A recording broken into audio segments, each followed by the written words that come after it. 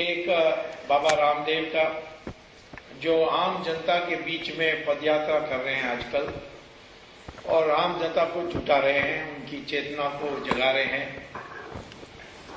और लोगों को तैयार कर रहे हैं कि भ्रष्टाचार के विरुद्ध में विद्रोह करना है। दूसरा आंदोलन है अन्ना हजारे की, जिनमें उनका मांग है कि एक नया कानून बनाया जाए जिसका उन्होंने जन लोकपाल बिल के रूप में पेश किया है। और तीसरा, जो हम कई लोगों जो पहले सरकार में रह चुके हैं, कोई मंत्री रह चुका है जैसे मैं, या कोई सीबीआई का जॉइंट डायरेक्टर रह चुका है, या इंटेलिजेंस ब्यूरो का डायरेक्टर रह चुका है, या यूनाइटेड नेशंस में काम कर चुका है, ऐसे लोग 15 लोग इकट्ठे हुए और ये तय किया कि आज पब्लिक का विद्रोह के इंतजार ना करें, वो जब आएगा तो बहुत अच्छा होगा, ना कोई नई कानून बनने के इंतजार करें या प्रतीक्षा करें। जब नई कानून आएगी बहुत अच्छा होगा, लेकिन आज के जो वर्तमान हमारे देश की प्रणाली है, जो वर्तमान में जो विधि प्राप्त है, उसके अंतर्गत ही जो कार्य कर सके, भले धीमा चले, परंतु उस कार्य को हमें करना चाहिए। और उसी संदर्भ में 2G का जो कदम हम लोगों ने उठाया, वो कदम यही था कि आज के जो कानून है उसमें हम कार्रवाई कर सकते हैं। सिर्फ अपना विद्रोह या अपना हमारी आलोचना ये दिखाने के लिए नहीं है, लेकिन ठोस कदम उठानी चाहिए जिसमें जिन लोगों ने अपराध किया उनको सजा देने के लिए हम व्यवस्था करें। उन दिसंबर के बाद और आज बहुत परिवर्तन आया है और फरवरी मास में इस साल सुप्रीम कोर्ट में हमने सीबीआई का मॉनिटरिंग के लिए मनवाने के बाद मुझे सुप्रीम कोर्ट ने अनुमति दी कि मैं कोर्ट में जाकर राजा के खिलाफ केस दायर कर सकूं। आपको याद होगा कि मैंने 5 चिट्ठी लिखी थी प्रधानमंत्री को, क्योंकि प्रिवेंशन ऑफ करप्शन एक्ट में मंत्री के ऊपर केस नहीं डाल सकते हैं यदि आपको प्रधानमंत्री से अनुमति पहले प्राप्त नहीं है। ये कानून में इसीलिए लिखा गया था कि हर व्यक्ति कोर्ट में जाकर केस डालने के लिए अनुमति नहीं होनी चाहिए, फिर कोई मंत्री काम नहीं कर सकेगा। इसीलिए किसी एक अधिकारी के पास ये दायित्व होनी चाहिए कि वो देखें कि कुछ आधार है और उसके बाद परमिशन दें। परंतु इस सैंक्शन के नाम पर आज मंत्री के ऊपर केस ही ना डाल पाए, ये होने के कारण हमारे कोर्ट के जरिए आज व्यवस्था होती है कि जब प्रधानमंत्री काम ना करें, अपने दायित्व को निभाया नहीं, तो सुप्रीम कोर्ट प्रधानमंत्री के ना करने के कारण आपको सीधा अनुमति दे सकती है। और यही मैंने किया। हमारे संविधान के अनुसार आर्टिकल 32 में ये लिखा है कि जब मेरी मूलभूत अधिकार छीनी जाती है, मैं सीधा सुप्रीम कोर्ट आ सकता हूं। तो मैं सुप्रीम कोर्ट के पास गया था और मैंने ये कहा था कि प्रधानमंत्री को मैंने 5 चिट्ठी लिखी, किसी का जवाब नहीं दिया, और इतनी 1-1.5 साल हो गई है, इतनी बड़ी भ्रष्टाचार, और सिर्फ अनुमति देने के लिए, मैं नहीं कह रहा हूं कि सजा दे दें, सजा वो दे भी नहीं सकते, लेकिन मुझे कोर्ट जाने के लिए अधिकार देना चाहिए। तो सुप्रीम कोर्ट ने मुझे अधिकार दिया था। मैं कोर्ट में गया, ट्रायल कोर्ट में गया और मैंने केस फाइल की, और कंप्लेंट फाइल करने के बाद मैंने जज को कहा कि मुझे पब्लिक प्रोसिक्यूटर बनाइए, तो जज ने कहा ये कैसा हो सकता है, आप तो एक प्राइवेट इंडिविजुअल हैं, पब्लिक प्रोसिक्यूटर सीआरपीसी के अनुसार वही हो सकता है जो सरकारी वकीलों की लिस्ट में है, उसमें से हमें चुनना होगा, और आपका नाम तो आपने तो एनरोल भी नहीं किया। मैंने लॉ तो पढ़ा हूं, परंतु मैंने कभी एनरोल नहीं किया, किसी एग्जाम नहीं लिया, क्योंकि मैं पहले से प्रोफेसर था और प्रोफेसर होते हुए मैंने लॉ सीखा था। तो इसीलिए उन्होंने कहा कि आप वकील भी नहीं हैं और मैं आपको पब्लिक प्रोसिक्यूटर से बना सकता हूं। तो फिर मैंने उनको कहा कि section 5 public prevention of corruption act के अनुसार हम बन सकते हैं। तो उन्होंने कहा कि पढ़ के सुनाओ। मैंने पढ़ के सुनाया कि जो कंप्लेंट दायर करेगा उसको हक है कोर्ट से मांगने के लिए कि वो पब्लिक प्रोसिक्यूटर बनाए जाए। हालांकि अभी तक किसी ने किया नहीं था। जज ने भी कहा कि ऐसा कानून है, मुझे पता ही नहीं था, किसी ने मुझे अभी तक बताया नहीं। तो हम लोगों को आज ज्ञान नहीं है कि जो हमारे आजादी आंदोलन के बाद कॉन्स्टिट्यूएंट असेंबली में हमारी संविधान बनाई थी, खास तौर पर डॉक्टर अंबेडकर, इन सब लोगों ने ऐसे प्रावधान रखी है हमारी कॉन्स्टिट्यूशन में जो दूसरे के देशों के कॉन्स्टिट्यूशन में मिलेगा नहीं। आर्टिकल 32 जहां सीधा सुप्रीम कोर्ट अपने मूलभूत अधिकार के लिए जा सकते हैं, बहुत कम कॉन्स्टिट्यूशन में मिलेगा। आर्टिकल 226 जिसमें आप सीधा हाई कोर्ट में जा सकते हैं अपने अधिकारों के लिए, वो भी किसी कॉन्स्टिट्यूशन, बहुत कम कॉन्स्टिट्यूशन में मिलेगा। तो इसीलिए हमारे कॉन्स्टिट्यूशन का लोग कम पढ़ते हैं और इसीलिए क्योंकि हमारी शिक्षा में एक कमी है, मैं तो समझता हूं कि लॉ पढ़ाना अनिवार्य होना चाहिए आगे, ताकि हर व्यक्ति अपने पांव पर खड़े हो सके। तो मुझे फिर कोर्ट ने अधिकार दिया पब्लिक प्रोसिक्यूटर बनाने के लिए। उस तक सीबीआई को भी डंडा पड़ी सुप्रीम कोर्ट से, तो सीबीआई ने भी एक केस मेरे डाली, उसको अलग से चल रही है। तो 2 केस चल रहे हैं, दोनों 2G पर चल रहे हैं। दोनों का जो आधार है, डेटा है, मटेरियल है, सब एक ही है। तो मैंने कोर्ट को कहा कि सीबीआई अपना काम करने दो, इसीलिए उनको तनख्वाह मिल रही है। जो काम वो नहीं कर रही है उसमें मैं आकर अपना हस्तक्षेप करूंगा, ये मैंने कहा। तो ये इस कारण से सब सीबीआई ने शुरू में अच्छा काम किया। मैंने राजा को आरोपी बनाया, जेल भेजने के लिए मांगी, सीबीआई ने समर्थन किया, तो राजा अंदर चले गया। अब राजा अंदर बैठा है और उसके बाद कन्नी मोड़ी अंदर चले गई। जैसे मैंने कई जगहों में कहा कि कन्नी मोड़ी की बारी आएगी। अब 1 हफ्ते 10 दिन के अंदर मारन को भी अंदर जेल जाना पड़ेगा। लेकिन मैंने देखा कि सीबीआई ने चिदम्बरम को छुआ नहीं, और मुझे आश्चर्य हुआ क्यों नहीं चिदम्बरम के ऊपर केस चलना चाहिए, क्यों नहीं चलाया गया। अब मुझे बाद में पता लगा सीबीआई के ऑफिसर्स, जो सीनियर ऑफिसर्स हैं, सब आईपीएस के हैं और उनका प्रमोशन, कॉन्फिडेंशियल रिकॉर्ड सब होम मिनिस्टर तय करता है। तो जब ऐसा है तो वो अपना करियर को खराब करने चाहिए, नहीं चाहते होंगे। तो रोज सीबीआई डायरेक्टर को चिदम्बरम से कोई न कोई अन्य केस के लिए मिलना होता है, तो थोड़ा आंख का भी शर्म होता है कि इसी के ऊपर हम कैसे केस डाल सकते हैं जिसको उन्हें रोज मिलना है।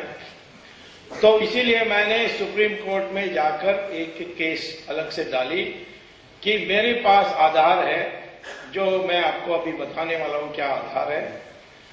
उस आधार के होने के बाद भी सीबीआई ने चिदम्बरम पर जांच नहीं की, और इसीलिए सुप्रीम कोर्ट आदेश दे कि चिदम्बरम पर केस चलाया जाए। और ये जो बहस हुई थी, बड़े डट के विरोध हुआ गवर्नमेंट की तरफ से। सीबीआई के वकील भी आए थे, बड़े वरिष्ठ वकील के वेणुगोपाल, और पीपी राव चिदम्बरम की तरफ से आए। दोनों घंटे बहस की, 18 घंटे। एक दिन में कोर्ट सिर्फ 2 घंटे के लिए इस केस के लिए बैठती थी सुप्रीम कोर्ट में, तो इसके माने 9 दिन की बहस की। मैंने 2 घंटे की बहस की, उससे ज्यादा नहीं की। अब ऑर्डर्स रिजर्व हो गए हैं और मैं समझता हूं कि इस आने वाले हफ्ते में सब कह रहे हैं कि रिजल्ट आएगी, कि सुप्रीम कोर्ट कहेगी कि नहीं कहेगी कि चिदम्बरम पर केस चलना चाहिए। मैंने इसीलिए केस ये मांग की क्योंकि मैंने देखा कि राजा के ऊपर जो चार्जेस हम लोगों ने बनाई थी वो ये था कि लाइसेंस का दाम उन्होंने 2001 का दाम फिक्स किया, जब 2008 में दाम 10 गुना ज्यादा था। और फिर उसने कि कौन कब लाएगा लाइसेंस, डिमांड ड्राफ्ट, इससे उसने सिर्फ 9 कंपनीज यानी कम से कम 42 कंपनीज ने अप्लाई की थी। उसमें से इसने छांट करके 9 कंपनीज को लाइसेंस दिलाई। और उसमें 2 ऐसे कंपनीज थे जो टेलीकॉम कंपनीज भी नहीं थे, वो रियल एस्टेट के कंपनीज थे, जमीन बेचने का। वो 2 इनके प्रिय थे, तो किसी तरीके से उन्होंने स्वान टेलीकॉम नाम का स्वान टेलीकॉम था, बट वो टेलीकॉम कंपनी नहीं था। और यूनिटेक जो जमीन बेचता है दिल्ली का कंपनी है, इन दोनों को उन्होंने लाइसेंस दिलवा दी। तो ये इससे क्या हुआ कि जैसे सीएजी ने कहा कि 1,76,000 करोड़ रुपए का नुकसान हुआ, क्योंकि 2008 के दाम पर आपने लाइसेंस नहीं दिया, 2001 के दाम पर दिया था। 2001 के टाइम पर टेलीकॉम मार्केट छोटी थी, हमारे सिर्फ उस समय 40 लाख मोबाइल फोन्स होते थे, आज 70 करोड़ मोबाइल फोन्स हैं। तो इतनी बड़ी मार्केट हो गई, सबको इस मार्केट में हिस्सा लेने चाहते हैं क्योंकि इतनी लाभदायक होगी। तो उन्होंने 2008 में इस तरीके करके ये नुकसान हुआ। अब इसकी बड़ी आलोचना भी हुई सीएजी का, सीएजी ने ये अनुमान लगाया। अब कपिल सिब्बल ने कह दिया कि लॉस तो सिर्फ नील था, 0 था। अब लोग कपिल सिब्बल को गाली देने लगे। मैंने कहा वो बेचारा क्या करेगा, वो 0 से आगे गिनते ही जानता नहीं है, इसीलिए वो 0 पर ही रह गया। लेकिन मैं ये कहता हूं कि मान लीजिए सीएजी का गणित आपको पसंद नहीं है, आप देखिए कि ये कंपनीज जिनको लाइसेंस सस्ते दाम पर मिली, उन्होंने क्या किया। उन्होंने कई कंपनी जैसे स्वान है और यूनिटेक है, जिनके पास एक टावर नहीं था, कोई इक्विपमेंट नहीं था, कुछ नहीं था, उन्होंने लाइसेंस को लेकर 2 विदेशी कंपनी को बेच दी। कौन से 2 कंपनी को बेची? एटिसलाट और टेलीनॉर। और ये ब्लैक लिस्टेड कंपनीज थे। जब शिवराज पाटिल होम मिनिस्टर था, उन्होंने एक रिपोर्ट तैयार की कि एटिसलाट जो है ये पाकिस्तान ISI के कंट्रोल में है कंपनी, इसको देश में बिजनेस करने नहीं देना चाहिए। और इनकी जो इंडिया ऑफिस है उसका हेड है शाहिद बलवाज। उस शाहिद बलवाज दाऊद इब्राहिम का आदमी है, इसीलिए उसको किसी में आने नहीं देना चाहिए। और टेलीनॉर का इक्विपमेंट, ये टेलीनॉर नॉर्वेजियन कंपनी है, इसकी इक्विपमेंट चाइना से आती है। और ये चाइना की जो इक्विपमेंट है ये दोनों काम कर सकता है, टेलीकॉम का काम भी ये इक्विपमेंट कर सकती है, मशीनरी, और साइबर वॉरफेयर भी कर सकती है। इसके माने इंडिया और चाइना के बीच में झगड़ा हो जाए तो यही जो टेलीकॉम इक्विपमेंट लगी होगी वो हमारी डिफेंस के कंप्यूटर्स को फेल कर सकती है, वायरस लगा सकती है, और हमारे लिए राष्ट्र की सुरक्षा की खतरा हो सकती है। इसलिए इन दोनों कंपनी को नहीं बेचना चाहिए। फिर भी अनुमति दी गई थी बेचने के लिए, और उन्होंने बेचा। बेचने के बाद उनको कितना दाम मिला? 8 गुना दाम मिला। जो प्राइस उन्होंने सरकार को दी 1651 करोड़ का, उसका 8 गुना इनको मिला उस इन दोनों कंपनी से लाइसेंस को बेचने के लिए। तो इसी से लगता है कि नुकसान हुआ। यदि सरकार सीधा इन कंपनीज को बेचती तो सरकार को भी 8 गुना मिल जाती। तो कुल मिलाकर के 9 कंपनीज ने जो 1651 करोड़ दिया, वो कुल मिलाकर के सरकार की रेवेन्यू बनी 14,000 करोड़। उस 14,000 करोड़ को 8 से मल्टीप्लाई करिए तो आपको वहीं मिल जाती है 98,000 करोड़। कई और कंपनीज ने अपने पूरा लाइसेंस नहीं बेचा, आधा लाइसेंस बेचा। जैसे टाटा ने बेचा 13 गुना पर, डोकोमो 13 गुना दाम पर बेचा डोकोमो। एस्टेल एक कंपनी है, उसने 20 गुना दाम पर बेचा। अलग अलग कारण से, कौन से सर्कल में उनको लाइसेंस मिली, कौन सी लाभदायक सर्कल में, उस पर डिपेंड किया। तो औसत में आप ले लीजिए कि 10 गुना दाम ज्यादा था 2008 में। उस हिसाब से आपको 10 गुना माने 1,40,000 करोड़ वहीं बन जाती है। उसके बाद CDMA, डुअल टेक्नोलॉजी, सबका लाभ को जोड़ करके 1,76,000 होना कोई बड़ी बात नहीं है, वही सही है। उसमें से मैंने आपको बताया कि 60,000 करोड़ रुपए रिश्वत दी गई, और रिश्वत में राजा ने उसको बांटा, क्योंकि वो अकेला सब रखते था तो प्रॉब्लम होती, क्योंकि उसके कई रहनुमा थे, उसके कई पेट्रन्स थे।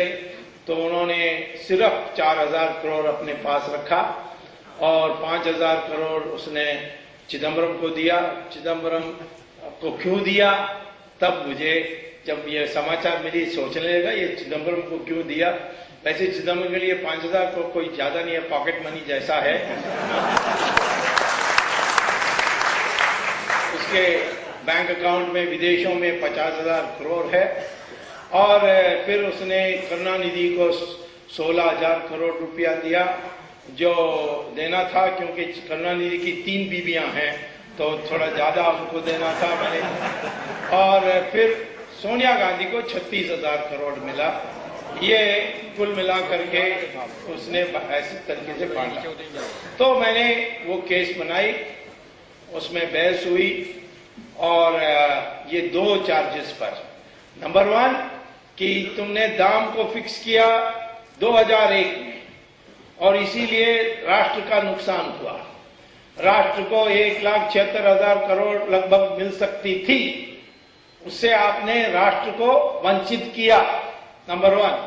नंबर 2, आपने चंद कंपनीज को अनुमति दी कि लाइसेंस लेने के बाद वो दूसरे को बेचकर उसमें 8 गुना, 10 गुना, 12 गुना, 15 गुना इस तरीके से कमाने के लिए आपने मौका दिया।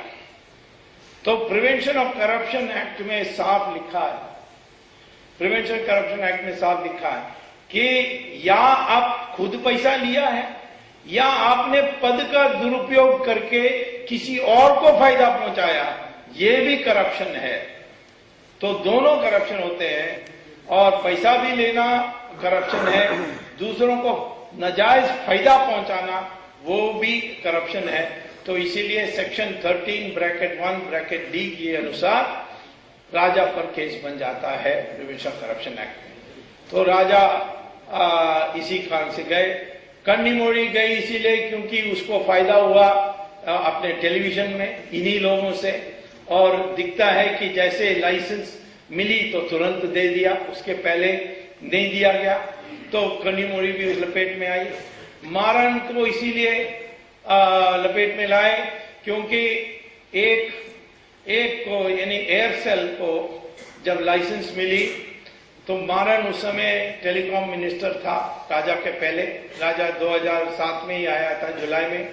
तो मारण ने जबरदस्ती इस शिवशंकरन जो एयरसेल का मालिक था उसको कहा कि तुम लाइसेंस तो मिल गई परंतु तुम्हें काम चलने नहीं देंगे जब तक आप इसको मलेशिया का एक तमिल, श्रीलंका से आया हुआ तमिल, उसको आप अपना लाइसेंस नहीं बेचोगे। तो आखिर में उसको इतनी दबाव आई कि उसने बेच दिया। और ये जो तमिल है ये एलटीटी का आदमी है, एलटीटी को पैसा देता था, एलटीटी का पैसा को लॉन्डर करता था, हवाला के जरिए विदेशों में भेजता था। तो ये आदमी को हमारे देश में आने देना, मैक्सिस उसका नाम, ये बड़ी अपराध थी। तो उसकी अभी जांच लगभग पूरी हो गई है, तो मारण भी अंदर चले जाएगा। चिदम्बरम क्यों? चिदम्बरम इसीलिए कि जब मैं जांच करने लगा तो देखा कि पहले तो 2003 में जब एनडीए थी, एक रेजोल्यूशन पास हुआ था कैबिनेट में कि यह स्पेक्ट्रम मामला काफी टेक्निकल मामला है, इसीलिए कैबिनेट में बहस करने की जरूरत नहीं है। 2 मंत्री को अधिकृत करती है cabinet, finance minister, telecom minister. ये दोनों मिलकर के तय करना चाहिए कि स्पेक्ट्रम का दाम कितना होना चाहिए। तो उस 2008 को जब लाइसेंस दी गई थी, उस समय फाइनेंस मिनिस्टर कौन था? चिदम्बरम। और टेलीकॉम मिनिस्टर कौन था? राजा। और दोनों को तय करना था। तो क्या दोनों मिलकर के तय किया? वो मुझे पता लगा कि ऐसा ही हुआ, क्योंकि 4 मीटिंग्स हुए राजा और चिदम्बरम के बीच में, उसके मिनट्स थे। मिनट्स को चिदम्बरम ने गायब कर दी थी, परंतु दिल्ली में मैं मिनिस्टर रहा हूं तो मैं जानता हूं कि गायब करेगा तो डुप्लीकेट कहां से मिल सकती है। तो मैंने डुप्लीकेट मंगवा ली, जो सरकारी ही थी, क्योंकि सरकार में 2 फाइल होते हैं, उसको एक को करंट फाइल कहते हैं, दूसरे को नोट फाइल करते हैं, और दोनों में कॉपी होती है ऐसी चीजों। यानी तो नोट फाइल से गायब कर दिया, तो मैंने फिर उसको करंट फाइल देखा, करंट फाइल से गायब कर दिया तो मैंने नोट फाइल में देखा, नोट फाइल में मिल गया, तो उसको मैंने सुप्रीम कोर्ट में पेश किया। देखो ये है मिनट्स, इसमें कहते हैं कि दोनों मिले और चिदम्बरम राजा को समझा रहा है कि मेरी अनुमति के बिना दाम तय नहीं हो सकता, क्योंकि यह है कैबिनेट का रेजोल्यूशन, और जो 2001 का दाम है वो सही दाम है, इससे मैं अपनी सहमति देता हूं, और ये सहमति देने के बाद ही ये पक्का हुआ। तो पहला ये हुआ। दूसरा, ट्राई का एक रेजोल्यूशन था, यानी टेलीकॉम रेगुलेटरी अथॉरिटी, उसका एक रेजोल्यूशन था कि लाइसेंस मिलने के बाद 3 साल आप बेच नहीं सकते, लाइसेंस को 3 साल के लिए बेच नहीं सकते हो, और इस 3 साल में आपको काम चलाना होगा, यानी सर्विसेज देना होगा। तो ये कैसा हो गया कि जिनको आपने लाइसेंस दिया वो 3 महीने में बेचने के लिए परमिशन मिल गई।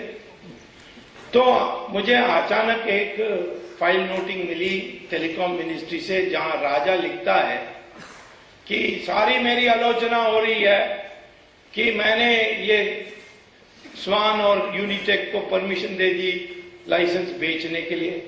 मुझे भी पता था कि 3 साल के पहले वो बेच नहीं सकते, परंतु चिदम्बरम ने मुझे समझाया कि आप लाइसेंस मत बेचो, बट कंपनी का शेयर सब बेच दो, तो ये वो 3 साल में नहीं आएगी। अब आप कान को इस तरह ऐसे छूओगे या ऐसे छूओगे, बात तो एक ही है। आप शेयर बेच दो और कंपनी बेच दो, उसके साथ लाइसेंस भी चले जाएं, या लाइसेंस को बेचो, ये क्या फर्क है? ये कॉर्पोरेट लॉ में कहते हैं कॉर्पोरेट वेल, माने आप छिपा करके वही कर रहे हैं जो मना है। तो ये उसकी नोट में थी। तो मैंने सोचा ये तो राजा का कहना है कि चिदम्बरम ने बताया, पर इसकी पुष्टि कहीं मिलनी चाहिए मुझे। तो मैं ढूंढते रहा और आखिर में सिर्फ 2-3 दिन पहले मुझे पता लगा कि एक फाइल है जिसमें इन दोनों की मीटिंग की मिनट्स हैं, और उसका फाइल का नंबर ये है, और सीबीआई के कस्टडी में है। सीबीआई को कोर्ट में इसको रखना चाहिए था, कोर्ट में नहीं रखा, बाकी फाइलों को रखा, इस फाइल को अपने साथ रख लिया। तो मैंने कोर्ट में जाकर एक एप्लीकेशन फाइल की। ये फाइल जो है ये सीबीआई के हाथ में है, आप यहाँ कोर्ट में नहीं है, तो इसीलिए मुझे अनुमति दी जाए, सीबीआई को आदेश दी जाए कि ये फाइल मुझे दे दें और मैं या उसकी एक कॉपी दे दें, और मुझे क्योंकि मुझे प्रोसिक्यूशन में ये जरूरी है। तो कोर्ट ने ऑर्डर कर दिया सीबीआई को कि स्वामी को दे दो। अब मैंने उसी दिन 3-4 दिन पहले मैंने सीबीआई को भिजवाया ये कोर्ट का ऑर्डर का फाइल दो। उन्होंने कहा फाइल को ढूंढना पड़ेगा, किसी गोदाम में पड़ा होगा, ये है वो है। आखिर में मैंने सुना है कि ट्यूसडे में देने वाले हैं। ट्यूसडे में देने के बाद ये सिद्ध हो जाएगा कि ये जो राजा ने कहा वही वास्तव में हुआ। चिदम्बरम के कहने पर स्वान को और यूनिटेक को 2 विदेशी कंपनी जो ब्लैकलिस्टेड थे उसको बेचा, और ये भी निकलेगा कि इस बातचीत में चिदम्बरम ने एक बार भी राजा को नहीं कहा ये ब्लैकलिस्टेड कंपनी है, होम मिनिस्ट्री की ब्लैकलिस्टेड कंपनी है, इसीलिए इनको बेचने के लिए अनुमति नहीं है। ये कहानी तो राष्ट्र के साथ इन्होंने यानी धोखा दिया है, इसीलिए उसको सिर्फ उन्होंने इन कंपनीज को लाभ पहुंचाने का प्रिवेंशन ऑफ करप्शन एक्ट में नहीं, परंतु देश के नेशनल सिक्योरिटी एक्ट में भी जोड़ी। तो लगभग दिल्ली में अब चर्चा हो गई कि इस हफ्ते इसकी छुट्टी हो रही है और ये जेल जा रहा है। तो मेरे एक दोस्त ने आकर कहा कि ये तिहाड़ जेल का जो सुपरिटेंडेंट है वो आपके बारे कंप्लेंट हमें दिया है। मैंने कहा क्या मैंने कर दिया इसको कंप्लेंट देने के? कहता है कि ये सुपरिटेंडेंट कहता है कि बावर्ची हमारे जेल का बड़ा बिगड़ा हुआ है कि ये स्वामी सिर्फ मद्रासियों को जेल भेज रहा है और वो आकर मसाला डोसा और इडली मांग रहे हैं और ये मैं नहीं जानता। तो मैंने कहा उसको कहो फिक्र मत करें, मैं एक इटालियन को भेजने वाला हूं, तो इसको पिज्जा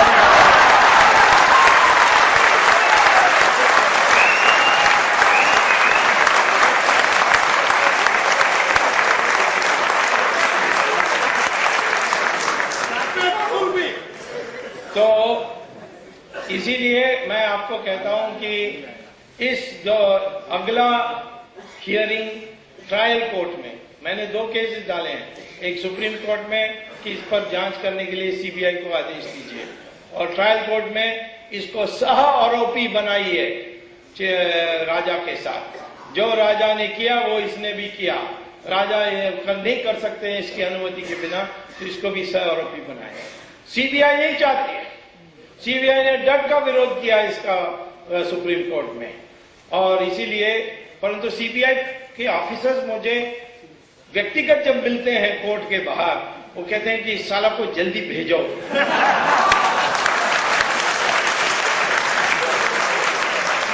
तो मैं कहता हूं क्यों, तुम क्यों नहीं करते हो? उसे कहा हम क्या करें, हमारी मजबूरी है, वो हमारी कॉन्फिडेंशियल रिकॉर्ड बिगाड़ेगा तो हमारी सारी करियर खराब हो जाएगी, इस तरीके की बात कहते हैं।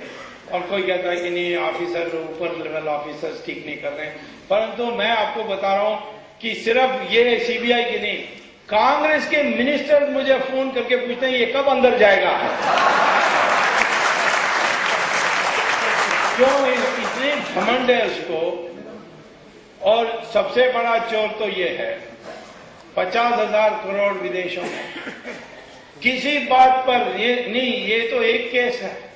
मैंने तो 17 केसेस जो इसके बारे में मैंने तैयार किए हैं, जो इसके एक केस के अंदर जाने के बाद सब 17 को जोड़ दूंगा इसके साथ।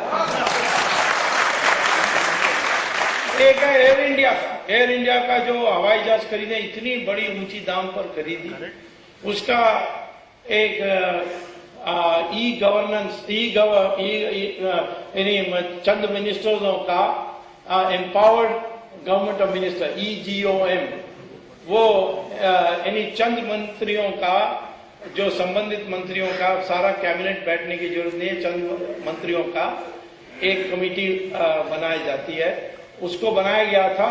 और इसी ने ये सारा घोटाला एयर इंडिया के साथ किया, वो है। स्टॉक मार्केट ऊपर नीचे जाती है, उसके पीछे भी यही है। और हर चीज पर, यहां अब होम मिनिस्ट्री में भी उसने बुलेट प्रूफ वेस्ट में, गन खरीदने में, हर में कमीशन कमाने के लिए उसने व्यवस्था की है। तो इसीलिए ये सारी बातें एक एक आएगी और इसका हम आगे बढ़ेंगे। और मैं आपसे ये कहना चाहता हूं कि ये तो मामला रुकने वाला नहीं है। ये चिदम्बरम के बाद क्योंकि बहुत मद्रासी हो गए हैं तो एक दो और भी लाना है। तो मैंने देखा कि एक कंपनी इनमें से, टेलीकॉम कंपनी में, उसका असली मालिक है रॉबर्ट वड्रा, तो वो है दामाद।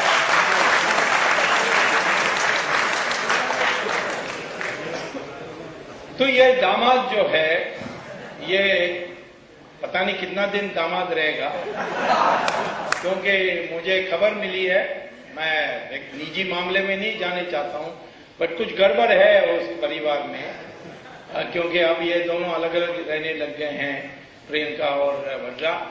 हो सकता है मेरे केस के कारण वो जल्दी से भी हो जाए और इससे छुटकारा लेने के लिए। परंतु इसके पास होटल्स हैं। ये तो 5वीं क्लास पास भी नहीं है, बिल्कुल अनपढ़ आदमी है, लोफर टाइप है, और उसके पास 6 कॉर्पोरेट जेट्स हैं, जो सारे जो पब्लिक सेक्टर हैं उसको वो किराए में देता है फ्लाइंग करने के लिए, यानी कोई काम में जाने वाले। उसके पास होटल्स कई पड़े हुए हैं। और दुनिया, ये सारे कॉमनवेल्थ गेम्स में, अभी तो हम कॉमनवेल्थ गेम्स को छुआ ही नहीं, तो कॉमनवेल्थ गेम्स में सारे जो कमीशन है उसमें सबसे बड़ा हिस्सा इसको मिली। और कलमाडी जेल में है, क्योंकि ये हाँ में हाँ मिलाते रहा, और कलमाडी अंदर, ये बाहर, ये परिस्थिति कॉमनवेल्थ गेम्स में है। हर बात पर, हर जमीन के घोटाला में डीएलएफ एक कंपनी है, उसका असली मालिक ये है। तो ये दुनिया भर की उसने भ्रष्टाचार की है। तो इसका नेचुरली नंबर आएगा, क्योंकि 2G टेलीकॉम कंपनी में इसकी हिस्सा है। उसके बाद नेचुरली और थोड़ा ऊपर जाएगा मामला। लोग कहते हैं कि तो मनमोहन सिंह को छोड़ दिया इसमें। अब मनमोहन सिंह क्या करेगा? उसने कोई ऐसी आदेश नहीं दी जिसको हम कह सकते हैं गलत है। उसका दोष वही है कि इसने रोका नहीं। अब वो, उससे क्रिमिनल एक्शन नहीं बनती है, उसमें सिविल एक्शन बन सकती है। परंतु उसके अभी मैं क्यों सोचूं, क्योंकि मनमोहन सिंह चले जाएगा तो सोनिया अपना बेटा को बिठा देगी, और वो देश के लिए ठीक नहीं है। क्योंकि आमतौर पर किसी को बुरा नहीं लगना चाहिए, परंतु जो मैं जानता हूं राहुल के बाद, उसके बारे में इतना ही कह सकता हूं कि वो बुद्धू है।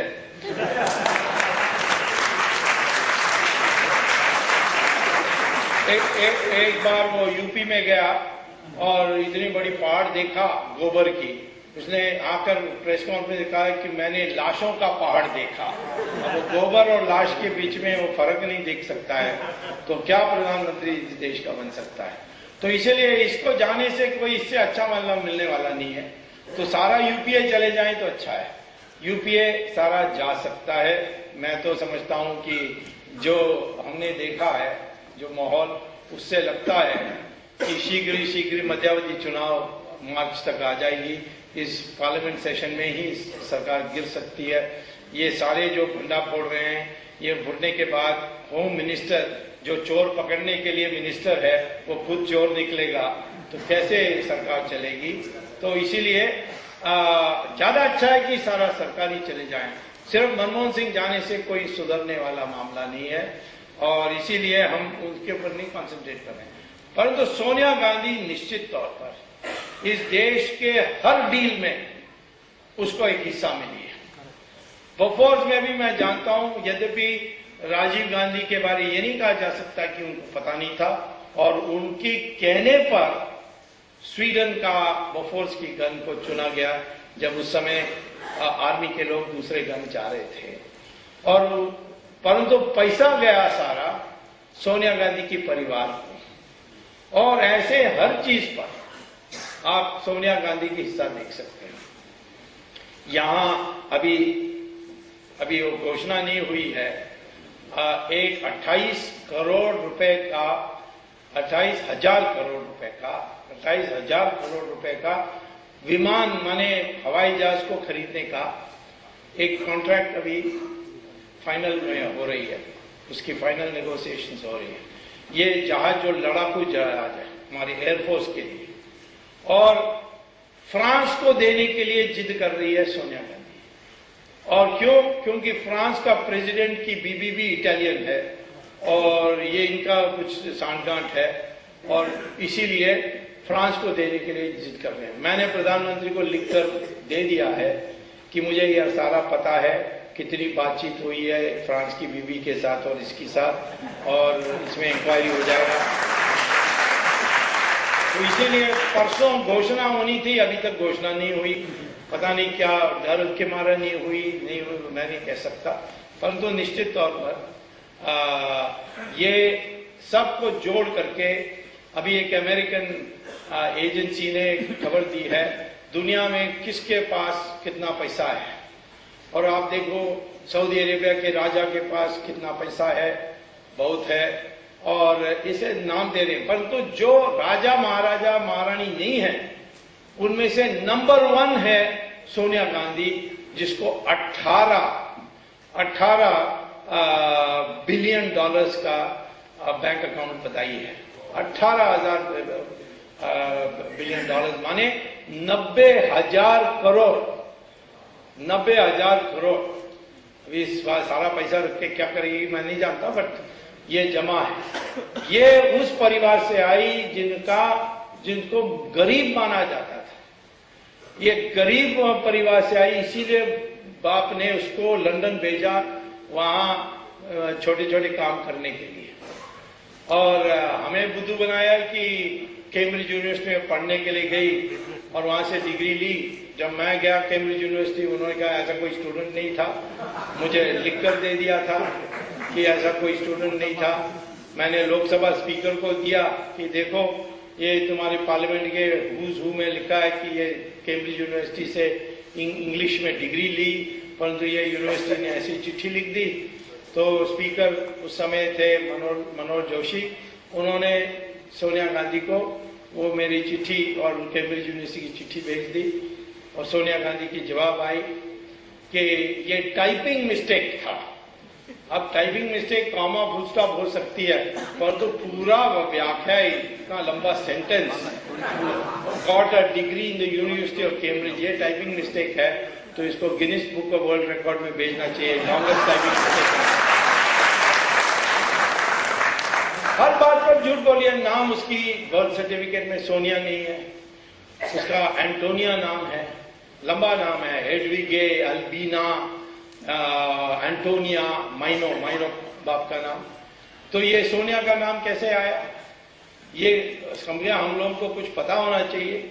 हमारे देश में इसके बारे में कुछ नहीं पता। इसके बाप क्या कर रहे थे? इसके बाप हिटलर के मिलिट्री में जवान थे, और जब हिटलर गया रशिया तो ये पकड़ा गया था और उसको जेल में रखा था, और जेल में सिर्फ 4 साल ही था। बाकी जर्मन सोल्जर्स 20-20 साल थे जेल में। इसको 4 साल में क्यों छोड़ा? क्योंकि केजीबी का एजेंट बन गया। तो उस समय वो बाहर आया, केजीबी का एजेंट बना। तो मैं इसकी सारी इतिहास जानता हूं, और लोगों को नहीं पता है, दुर्भाग्य है। हमारी मीडिया भी नहीं लिखती है, लेकिन हमें जानना चाहिए कि किस प्रकार के, यानी एक आखिर में इसका पद है, उस पद में बैठ करके वो क्या क्या नुकसान हमारे देश की कर सकती है। हवाई जहाज सब स्टैंडर्ड करेगी तो हमारी कल पाकिस्तान के साथ लड़ाई में हमारी नुकसान हो सकती है, और वो चुप नहीं बैठी है। अभी उन्होंने एक फैसला किया है कि एक नया बिल आएगा पार्लियामेंट में पास करने के लिए, उसका नाम होगा communal and targeted violence bill. माने जो को लक्ष्य बना करके हिंसा होती है उसके संबंध में। अब ये बिल क्या है? ये बिल सख्त हिंदू विरोधी बिल है। मैं नहीं कहता हूं कि आप मुसलमान विरोधी बिल बनाओ, परंतु हिंदू बिल यानी जिस देश में 83% हिंदू हैं उसमें ऐसी बिल वो ला सकती है। उसमें क्या लिखा है कि दंगा हो जाए, मैं तो पूरा आपको विवरण नहीं बता रहा हूं, बड़ी लंबी चौड़ी है। उसमें लिखा है कि दंगा हो जाए तो ये मानकर जाएगा कि हिंदू ने किया है। दंगा हो जाए हिंदू और मुसलमान के बीच में तो पुलिस का पहला रिपोर्ट में आएगा कि हिंदू ने किया। अब ये हमारे आश्चर्य होती है कि दंगा हुआ, जांच भी नहीं हुआ, आप कह दो कि मानकर चलेंगे कि हिंदू ने किया और हिंदू को सफाई देना होगा कि उसने नहीं किया। तो कल कोई टेररिस्ट 4-5 मुसलमानों को पैसा देकर के कहें दंगा कर दो और ये तुम्हारे ऊपर नहीं आएगी, तो फिर क्या होगा देश के लिए। इसी प्रकार से सेक्शन 7 में लिखा है कि एक हिंदू मर्द और एक मुस्लिम औरत ये दोनों साथ रह रहे हैं दिखाई पड़े तो ये मानकर चलेगा कि उसने उसकी बलात्कार की है और उसको सिद्ध करना होगा कि उसने बलात्कार नहीं की। अब ये ऐसे हास्यास्पद, ये हिंदुओं का मनोबल तोड़ने के लिए, जैसे राउलट एक्ट आई थी अंग्रेजों के जमाने में, उसके लिए आई। ये मैंने मनमोहन सिंह को कहा ये ऐसी बिल आएगी तो तुम्हारी छुट्टी हो जाएगी, तो उन्होंने कहा नहीं नहीं ऐसी बिल नहीं आने वाली है क्योंकि उसको बड़ी प्रोसीजर है, ये हुआ है। अब बिल ना आए या आए, परंतु अपमान तो हुआ देश का कि एक मेजॉरिटी कम्युनिटी, वो भी 83% आज देश में सेक्युलरिज्म है, वो इसीलिए क्योंकि हिंदू मेजॉरिटी चाहती है सेक्युलरिज्म हो। कल हिंदू मेजॉरिटी चाहे हिंदू राष्ट्र हो तो कौन रोक सकता है, हिंदू राष्ट्र हो जाएगी हमारे देश।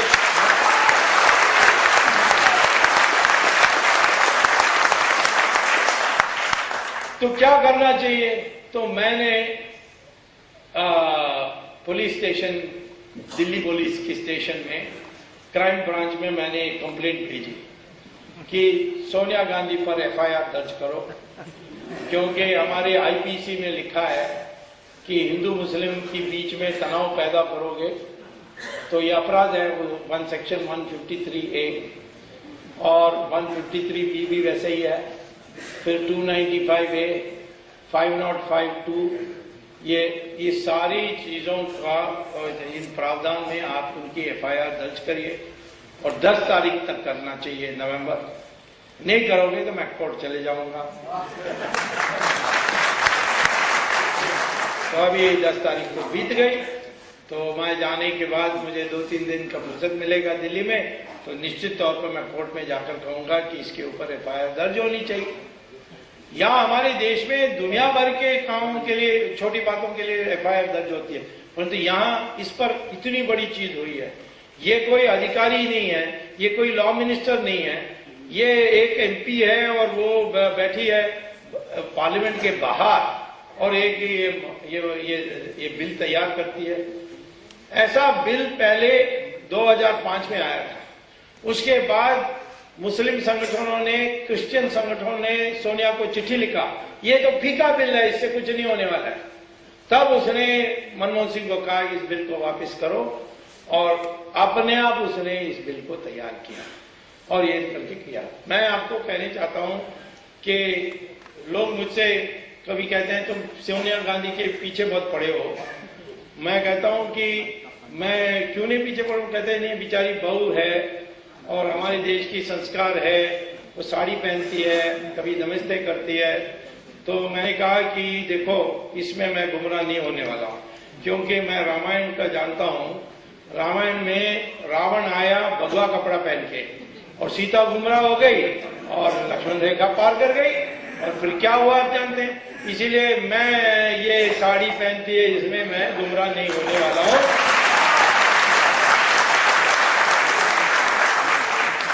दुष्ट विचारों से आई है और ये सारा जो भ्रष्टाचार हो रहा है इससे दुनिया में हमारी नाम खराब हुई है। कितना पैसा विदेशों में है, 70 हजार करोड़ रुपए, 70 लाख करोड़ रुपया, 70 लाख करोड़ रुपया विदेशों में बैंकों में जमा है और इसको वापस लाने के लिए सरकार कुछ नहीं कर रही है।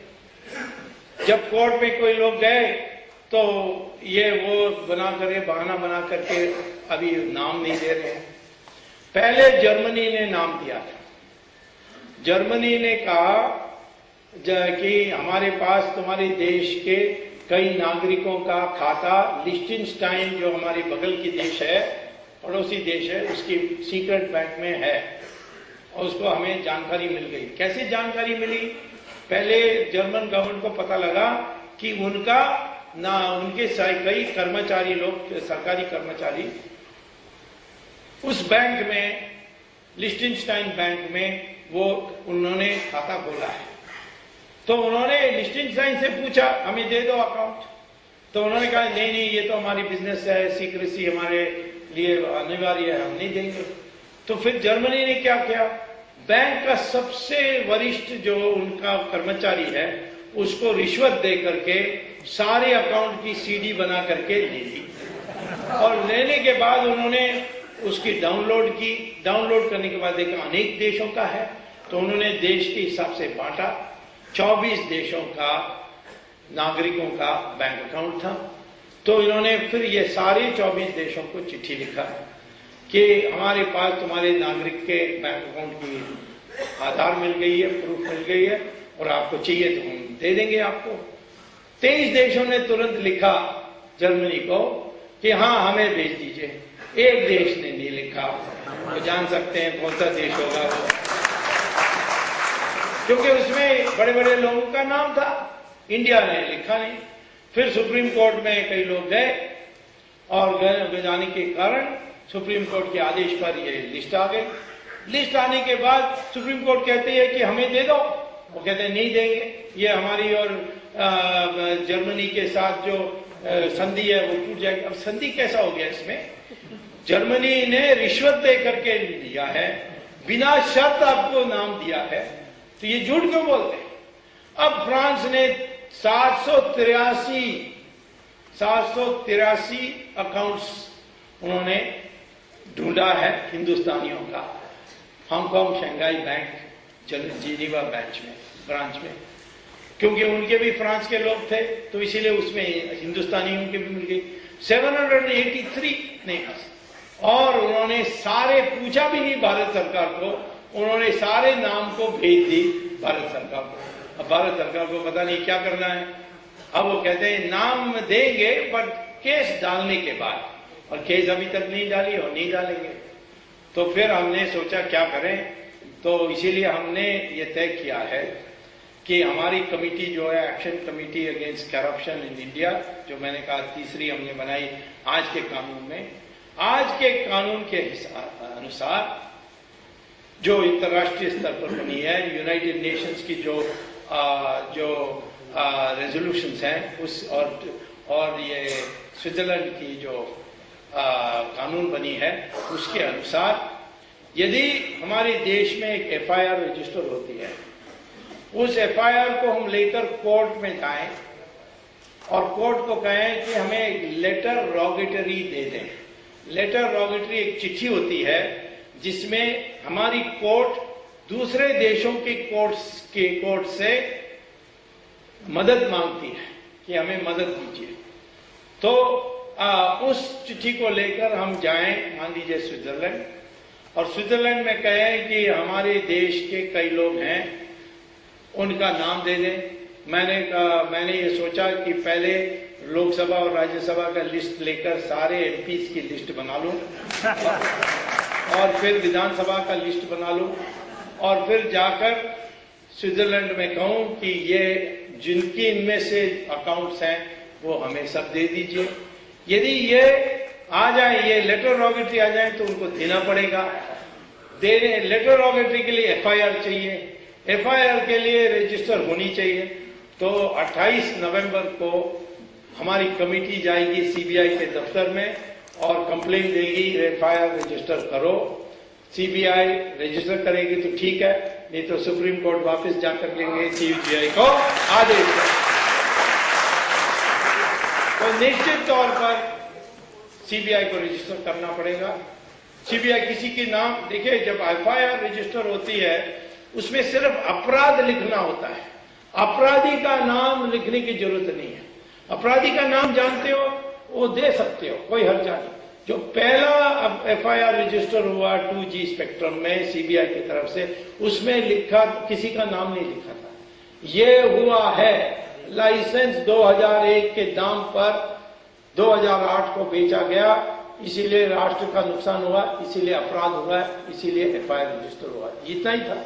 वैसे ही हम भी यही कहने वाले हैं कि अनजाने हिंदुस्तानियों का बैंक अकाउंट स्विट्जरलैंड में है और अन्य देशों में है, और इसीलिए अपराध हुआ है, और इस अपराध के लिए एफआईआर रजिस्टर कर दीजिए।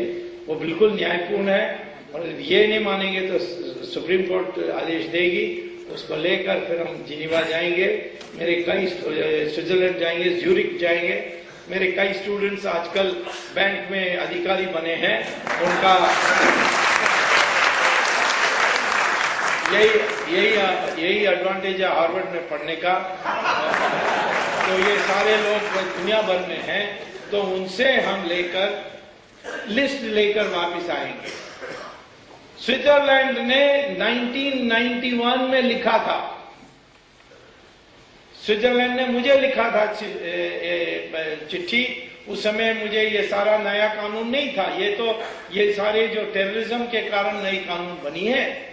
स्विट्जरलैंड ने उस समय मुझे 1991 में लिखा था कि हमारे जानकारी के अनुसार राजीव गांधी, इंदिरा गांधी, जवाहरलाल नेहरू, इन सब की अकाउंट स्विट्जरलैंड में बैंक में था, और उस समय 10,000 करोड़ रुपए था, $2 बिलियन। और राजीव गांधी की हत्या के होने के बाद ये किसकी पैसा बनी? ये उसकी विधवा की पैसा बनी। और विधवा तो पति का कोई ख्याल नहीं करती है, वो तो आजकल चिट्ठी लिख रही है कि जिन्होंने राजीव गांधी की हत्या की उनको छोड़ देना चाहिए, ऐसा चिट्ठी लिख रही है। परवाह नहीं, परंतु उस समय का भी प्रूफ है।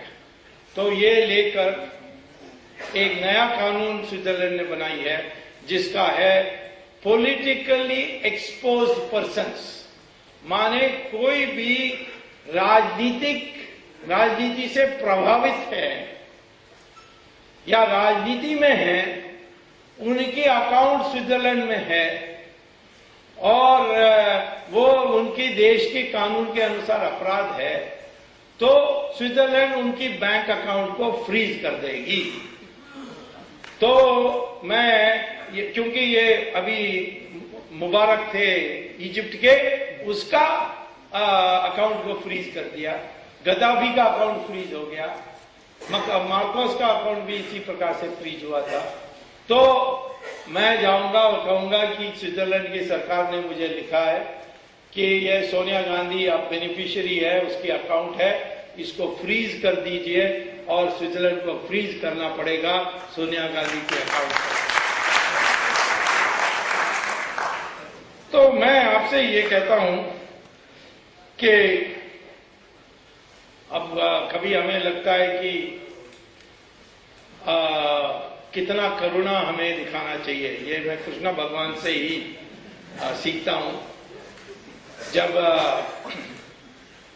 अर्जुना के सामने भीष्मा आए और अर्जुना थोड़ा कांपने लगा कि ये तो हम मेरे टीचर रहे हैं, इसको कैसे मारूंगा, तब कृष्णा भगवान कहते हैं कि जब इसने द्रौपदी का वस्त्रहरण देखा, उस दिन ये बहुत बड़ा अपराधी बना है, इसीलिए इसको वध करना चाहिए। आज ये सवाल आती है कि सोनिया गांधी का बीमारी क्या है, इसको भी छिपा के रखा है, और पुराने वीडियोस दिखा रहे हैं सोनिया गांधी बड़ी नाच रही है, घूम रही है, फिर बहुत फैलती है। इतना झूठ इसमें भी बोला है। अमेरिका गई थी अगस्त में स्लोन केटरिंग हॉस्पिटल में, और कांग्रेस के प्रवक्ता कहते हैं कि उसकी ऑपरेशन हो गई। डॉक्टर नोरी बहुत फेमस हैं, वो भारतीय हैं, आंध्र प्रदेश के हैं, उन्होंने की, अब आईसीयू में गई, आईसीयू से बाहर आ गई, अब फिट हो गई, आने वाली है 4-5 दिन में। अब हमें नोरी से परिचय है, तो मैंने पता किया कि नोरी कहाँ है, वो अमेरिका में नहीं है। तो फिर मैंने पूछताछ की, वो आइसलैंड में वेकेशन मान रहे थे, वो न्यूयॉर्क में ही नहीं थे हॉस्पिटल में ऑपरेशन करने के लिए। फिर मैंने सोचा वहां हॉस्पिटल में बहुत भारतीय कर्मचारी हैं, वो बता देंगे। फिर पता लगा कि सोनिया गांधी ने लॉ यानी रूल बनाई है, कोई भारतीय नहीं होगा, सब इटालियन ही होंगे और कोई नहीं होंगे। तो उसके कमरे के उसके आसपास उसने 4-5 हॉस्पिटल के कमरे ले ली और सारे इटालियन को ही रखा। हमारे जो एम्बेसडर थे उसको भी मिलने के लिए तैयार नहीं, क्योंकि असली ना पता लग जाए। अभी उन्होंने कहा कि वो जाकर वहां उत्तराखंड में भाषण देने वाली है और फिर प्रचार करने वाली है, शुरू हो जाने वाले हैं, सब ठीक हो गया। फिर कहा कि नहीं, फ्लू हो गया है। अब वो भी वास्तविकता नहीं है। ये बताने में क्या समस्या है, हम लोग तो पता कर सकते हैं, परंतु ये कोई निजी मामला नहीं है, कोई सार्वजनिक पद में है, उनका स्वास्थ्य सबको जानने का अधिकार है। अमेरिका में प्रेसिडेंट का सारा आ जाता है। हमारे प्राइम मिनिस्टर भी जब हार्ट ऑपरेशन के लिए गए, रोज बुलेटिन आती थी।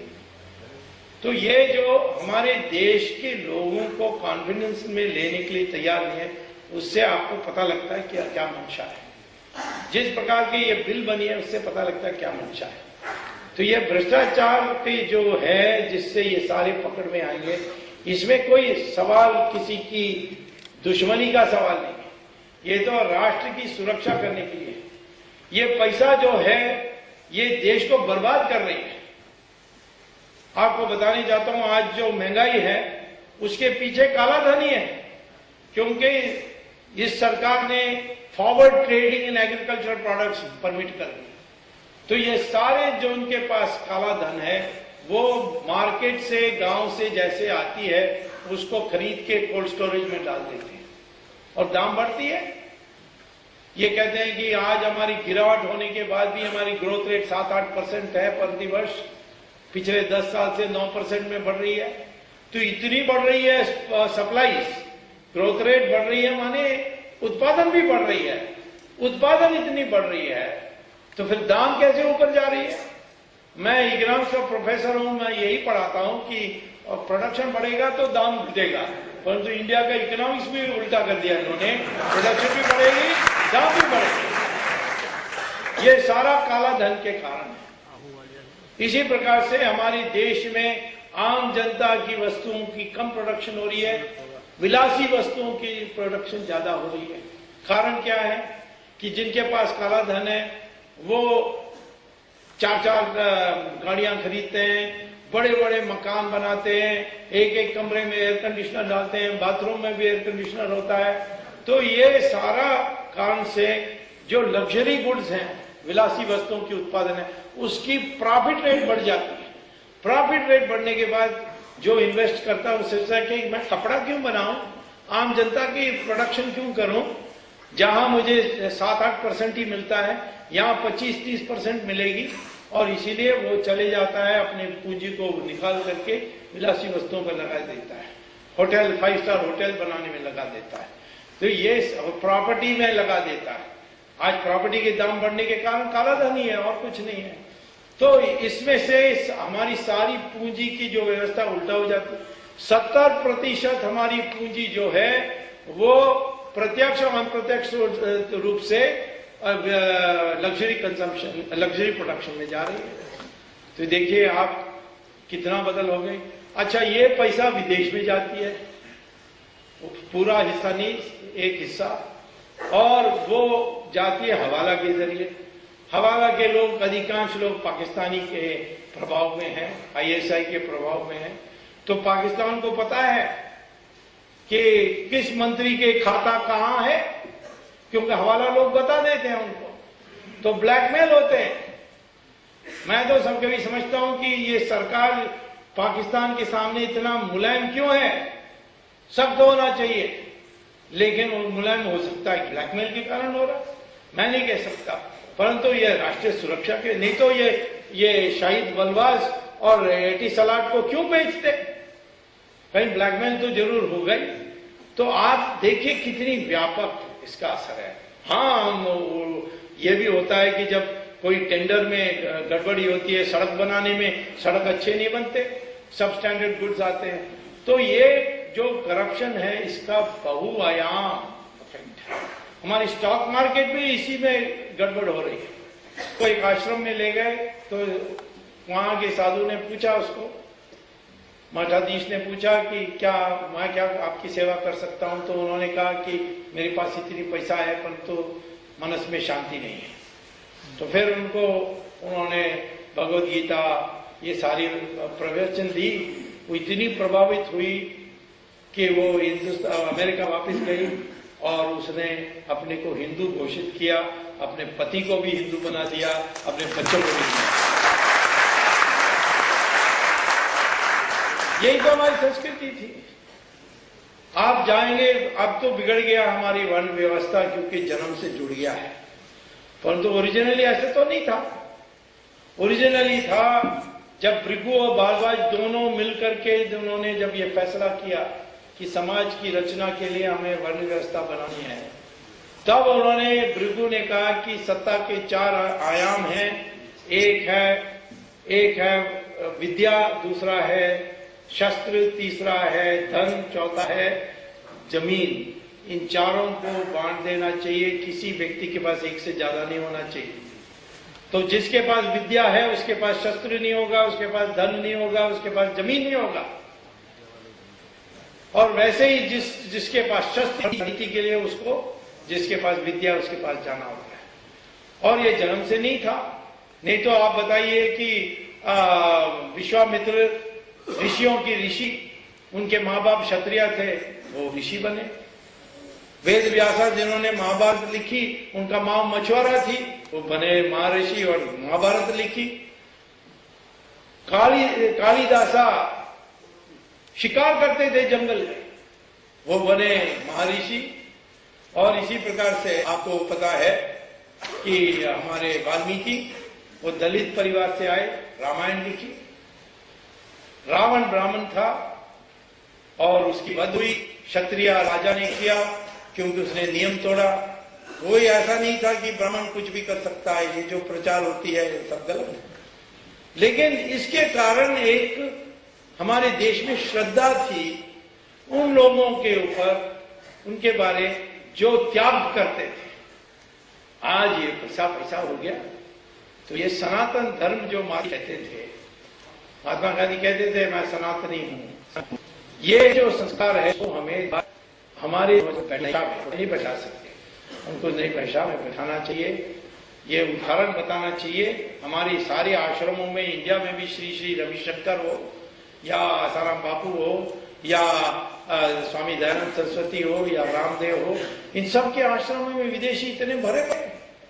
तो ये इसका पीछे कारण यही है कि पैसा ही बनाओगे, भौतिकवाद में ही रहोगे, आप सुखी नहीं हो सकते हो। उस समाज में भ्रष्टाचार निश्चित होने वाला है और यही है हमारी दीर्घकालीन की समस्या। इसको हल करने के लिए मैं कहता हूं कि भ्रष्टाचार हमारी बीमारी है, लेकिन इलाज आखिर में सनातन है। ये दोनों को साथ रखकर हमें आगे बढ़ने, तभी हमारे देश में भ्रष्टाचार दूर हो सकती है। यही मैं कहता हूं।